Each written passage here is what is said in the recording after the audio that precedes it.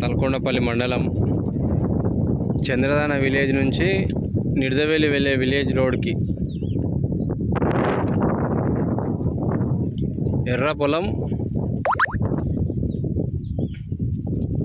ఎకరన్నర ఉంది.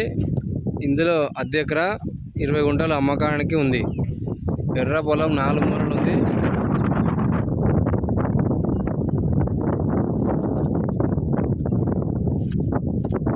పొలం కూడా రైతు దగ్గరనే ఉంది. Clear title.